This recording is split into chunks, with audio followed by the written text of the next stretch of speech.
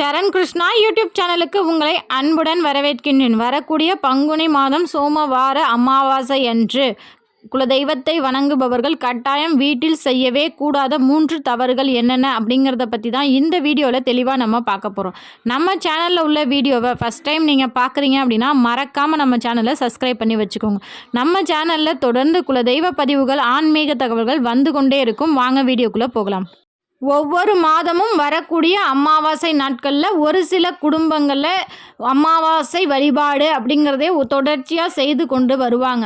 அப்படி அமாவாசை வழிபாடு செய்கிறவங்களாக இருந்தாலும் சரி, செய்யாதவங்களாக இருந்தாலும் சரி, கண்டிப்பாக இந்த 3 தவறை செய்யவே கூடாது. அப்படி செய்யும்போது கட்டாயம் குலதெய்வம் மனம் வருத்தப்படும்.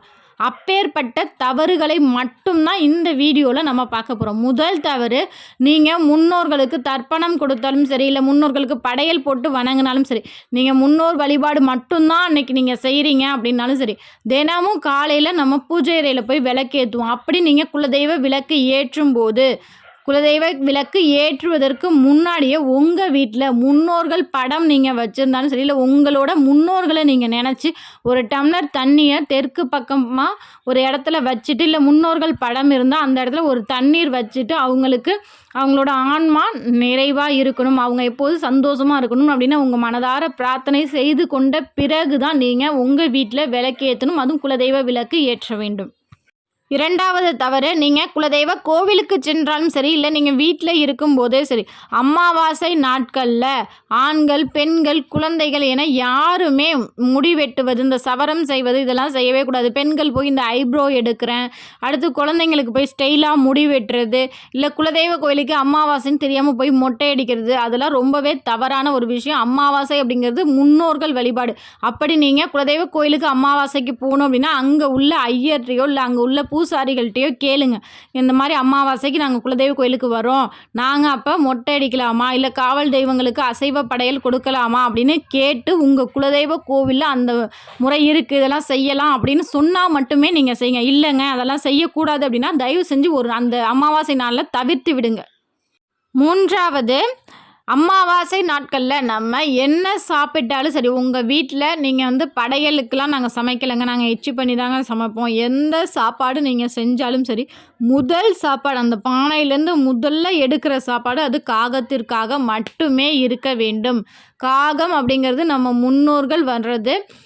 நீங்கள் இல்லைங்க எங்கள் வீட்டில் நாங்கள் எல்லாருமே இருக்கோம், நாங்கள் சாமி கும்பிடல பழக்கம்லாம் இல்லை அப்படின்னாலும் சரி, உங்களுக்கு முன்னாடி வாழ்ந்தவங்க இருந்திருப்பாங்க. அது மட்டும் இல்லை, நீங்கள் இருக்கிற இடத்துல எத்தனையோ ஜீவராசிகள் இருந்திருக்கும். அந்த ஜீவராசிகள் நம்ம வீடு கட்டும்போது நிறைய மரணம் ஏற்பட்டுரும், இல்லை நம்மளே கால் தவறி இது எறும்பு இது மாதிரி எத்தனையோ ஜீவராசிகள் இறந்துருக்கும். அந்த எல்லாருமே அந்த அமாவாசை நாட்களில் வருவாங்க தான். இந்த இடத்துக்கு தானே நம்ம இருந்தோம் அப்படின்னா அவங்களுக்காக நீங்கள் ஒரு கரண்டி சோறு வைக்கிறதுனால நம்ம எப்போதுமே குறைஞ்சி போக மாட்டோம். அந்த அமாவாசை நாட்களில் கட்டாயம் ஒரு கரண்டி சோறு வச்சு நீங்கள் என்ன சாப்பிட்றீங்களோ அதில் கொஞ்சம் கொஞ்சம் எடுத்து வச்சு அதை காகத்திற்கு வச்சுட்டு அதற்கு பிறகு சாப்பிடுங்க.